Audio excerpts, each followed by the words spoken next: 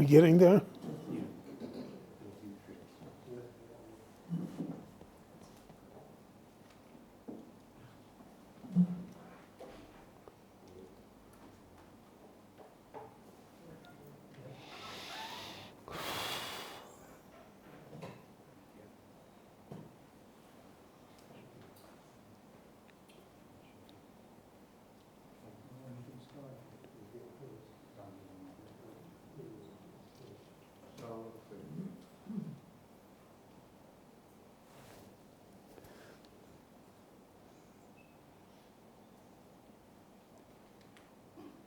Is it recording? Yeah.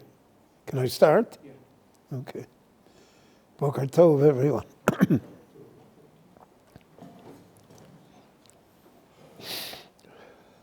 The centerpiece of the Mishkan naturally is the Aron, the Ark of the Covenant, where the luchos that Moshe brought down from Sinai were placed. The Torah describes for us the Aron itself, and then the Torah describes the cover for the Aron, which is called the Kaporet. And then the Torah describes that on the Kaporet were two golden figures, the Kruvim. There's no good translation of the word Kruvim, but it's a form of angelic representation. And there are myriad interpretations as to what the Kruvim looked like and that what form did it take. The one that is most popular and prevalent is that the Kruvim had the faces of children, and that they were therefore benign creatures.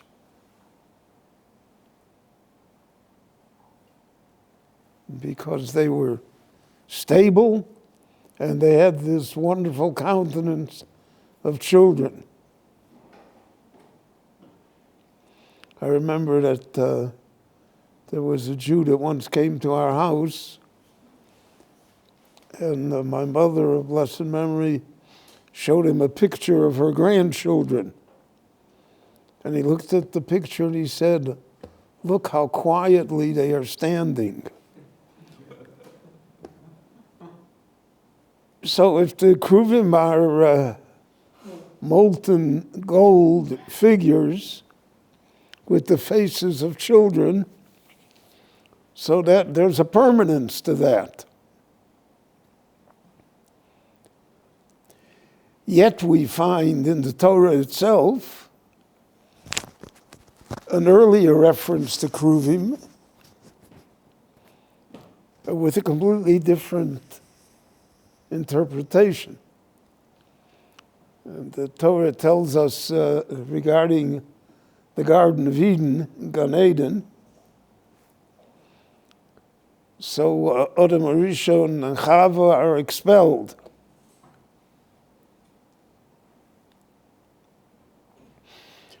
And in order to prevent their return, because the natural instinct of human beings is to come to Gan Eden, so the Ribono Shel Olam, so to speak, installs malachim, angels, and there the Torah calls them Kruvim also, and they have a flaming sword that rotates and prevents Adam and Chava from returning to Gan Eden. And Rashi there on the word Kruvim says Malachei Chabola. They are angels of destruction, angels of vengeance, angels that prevent man from coming back to his original status. So here in our Parsha, we have a picture of Kruvim as being beautiful, benign children. And there we have a picture of Kruvim as being Malachei Chabola, angels of destruction. So which is it? Now, the truth be said, in our Parsha there are numerous midrashim as to what the Kruvim looked like. So I told you the one that the Gemara mentions, and the one that's most popular in Jewish thought and tradition. But there are those that interpreted it differently, that the Kruvim on top of the Oron were, so to speak, also Malachei Chabola, angels of potential destruction. But we're going to go with the fact, with the accepted version, and the one that's most often quoted, that they were the face of beneficial children. We find in Tanakh that there also is mention of Kruvim. The Navi Yechezkel mentions it when he describes his wondrous vision of the hosts of heaven. And there it's pretty neutral as to what a Kruv is. It's not explained to us in detail.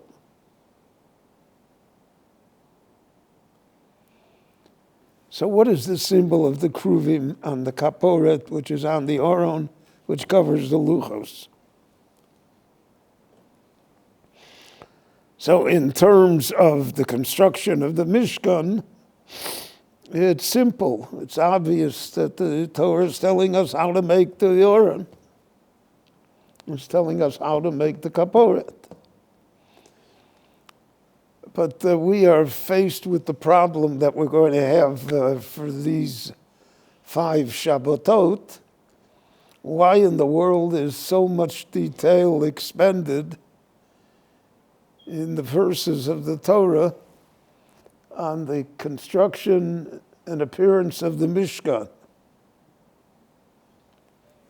Especially since the Mishkan is not with us any longer, and has not been with us for thousands of years. So what is the message that is imparted here? Because of this problem, throughout the ages, different scholars have read into the construction of the Mishkan and the construction of its artifacts moral lessons that are eternal, that cannot be destroyed. So that the descriptions in the Chumash remain somehow real and cogent and vital to us. So there's an idea regarding the Kruvim that I want to share with you today. The Gemara tells us that when the temple was destroyed, the first temple, and the Babylonian conquerors entered the temple and attempted to loot it.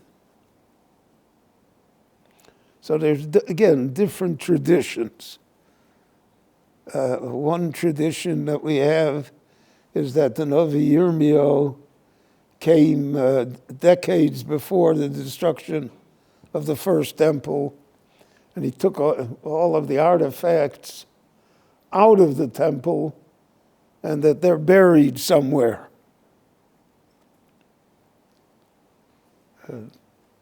Not to be flippant, but that's the Indiana Jones theory.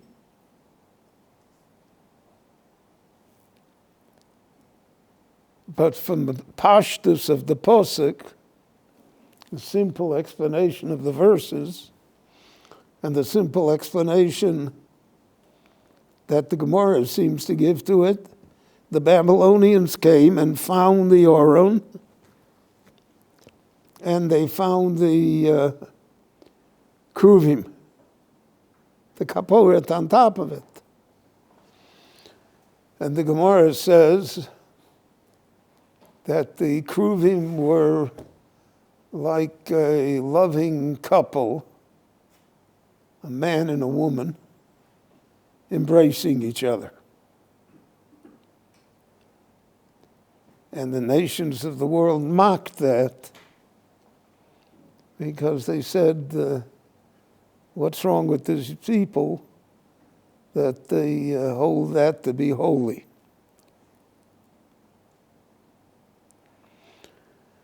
So out of all of this, what are we to make of it?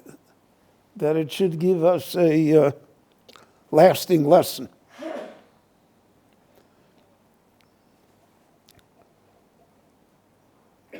So there's an idea that's referred to in both Hasidic and non-Hasidic sources. And that is that the kruvim are, so to speak, neutral.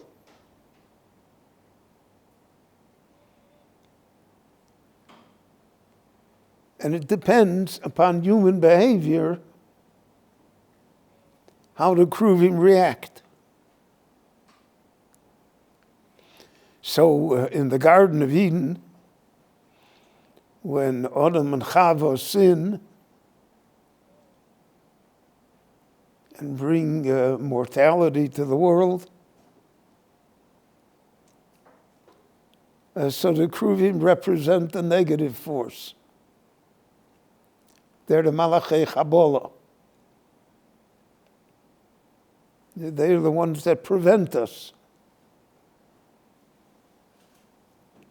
from returning to the garden. In the Mishkan, where we are talking about taking physical artifacts and raising them to the level of holiness, which is one of the great challenges in life. How to be an Am Kadosh.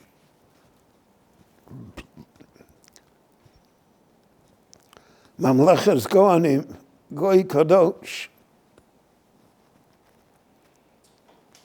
How does the physical nation, which is engaged in the daily pursuit of life, that has to earn its bread, that has to defend itself, it has to somehow survive, how can it reach any level of holiness if you're always engaged, so to speak, in cleaning out the sewer? If that's your job. Yet the Torah tells us that with the acceptance of the Torah at Sinai and then the construction of the Mishkan, which was built by the Jewish people with donative intent, these two gold figures, which originally are avenging angels, originally are Malachei Chabola, now come to the status of being benign children. And benign children is the symbol of the future. In fact, the whole concept of family and of children is a faith in the future. The world generally, the Western world particularly, but it's true of Russia and China as well, suffer from dwindling populations, birth rates that do not replace themselves. In the Western world, Israel is the only exception. The only country that has a birth rate that replaces itself and increases itself. So having children is a vote for the future, that there will be a future. We saw that in the legend that Rashi brings, that Amram wanted to divorce his wife Yocheved because he said there's no use bringing children into this world. A world of Pharaoh and a world of babies being thrown into the Nile, and forget it. And it was his daughter that restored his faith. So having a child is a declaration of faith. It's a statement that there is a future. Because otherwise, why?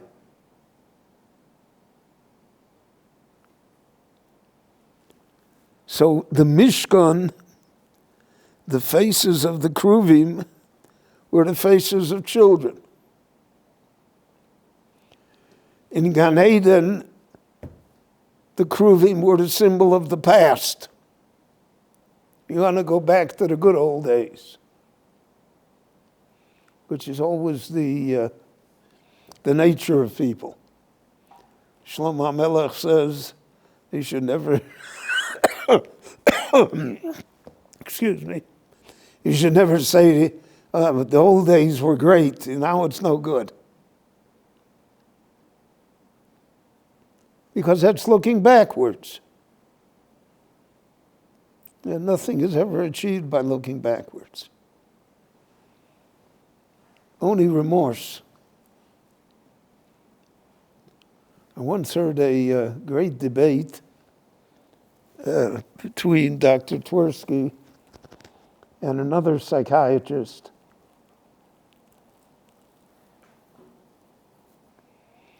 So the other psychiatrist maintained that the whole secret of life lay in understanding your past. You have to understand your childhood. You have to understand what happened to you in school. You have to understand all of the things of the past. And that was the secret of unlocking your psyche, so to speak. And Twersky said, no. The whole secret of life is the future. It's forgetting the past. Erasing it. Because you can't change that. Whatever was is. That's the way it is.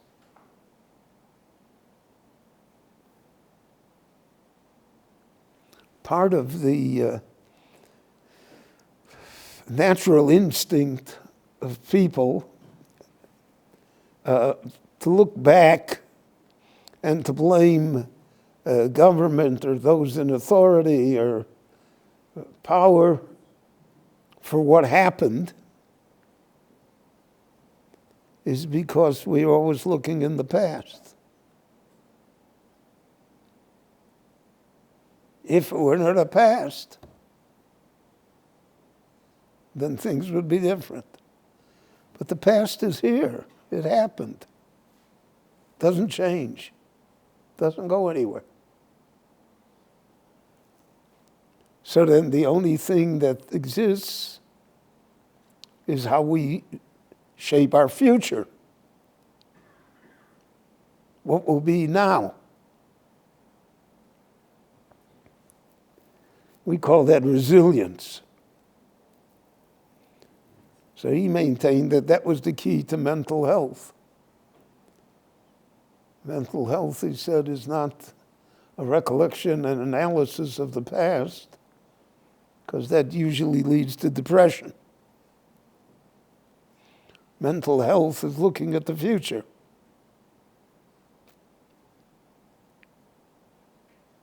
So having children is the key component, because it is a vote for the future.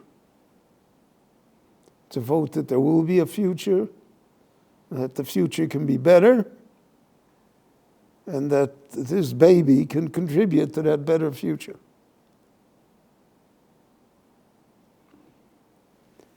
And that's why there's such a natural joy that people have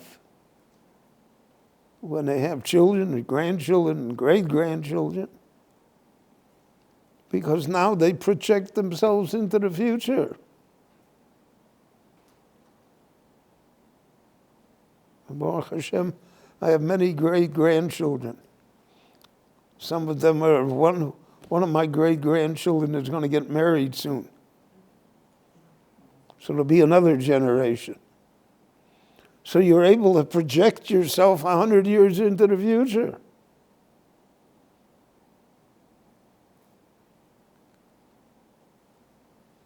That's a great gift. So that's what the kruvim that are on top of the Torah, that are attached to the Torah, give you that feeling. Because Torah is eternity. Torah is always the future. So if you're attached to that, so then you're attached to the future. If you're attached to the future, you're a more optimistic person. You're a healthier person. It's a blessing. If you're attached to Malachei Chabola, if you're always looking in the past, you're never going back to the Garden of Eden. That will never happen. So to waste our efforts, so to speak, on an impossibility, on something that can never happen, is really foolish. So the kruvim, to a certain extent, are what you make of them. If I attach them to the Torah, and I look to the future, and I see in them the faces of children, so then there's a holiness, there's a purpose, there's an eternity, there's something that lasts beyond us. If only the thing that I see in them is Malachei Chabola, the negative parts, what could have been, what should have been, so then I'm doomed. Cannot push forward. And therefore, you'll see in the Chumash generally, Moshe, when he discusses things, he always discusses them in the future. God will bring you to Eretz Yisrael.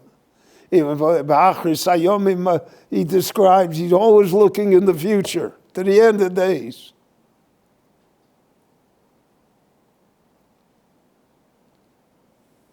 Because in the pursuit of the future, the past somehow can make some sense, and we can have a vision for ourselves as to what to do and what we should do and what is important. So again, the kruvim are neutral. The kruvim are what you make of them. They are where you place them. What tools do you give them? Do you give Kruvim swords so they prevent you from going to Gan Eden?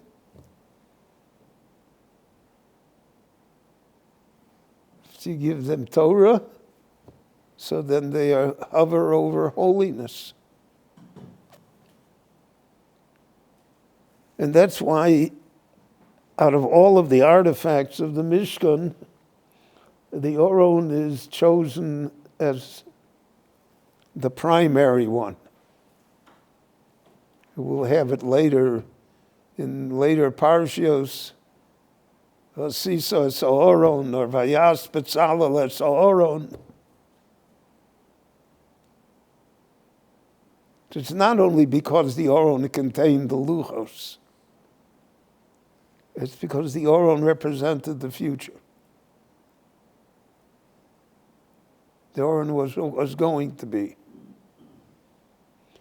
And we see that throughout Jewish history. Everything else was lost, but the Torah that the Aron represented is what it gave us survival. It's the one point that holds us together. That's a very important lesson, and certainly in our time. It's going to be a world of recriminations.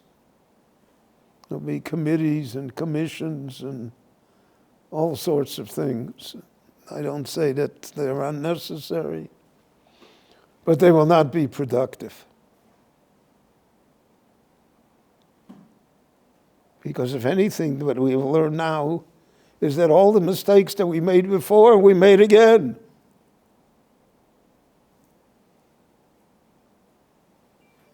It's our attitude that has to change, our viewpoint.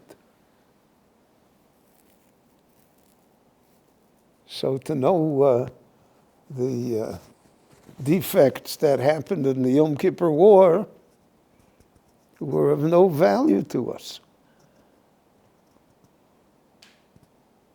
But to know what our future should be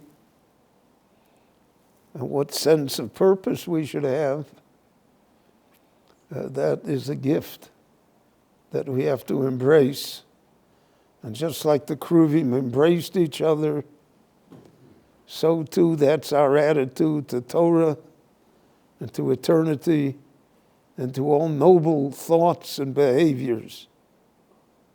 Because ki ein chayenu v'orech yameinu, our future, what's going to be, that really is a blessing. Shabbat Shalom, everyone. Thank you for coming. Saturday night, we have a lecture series beginning at 8 o'clock on anti-Semitism.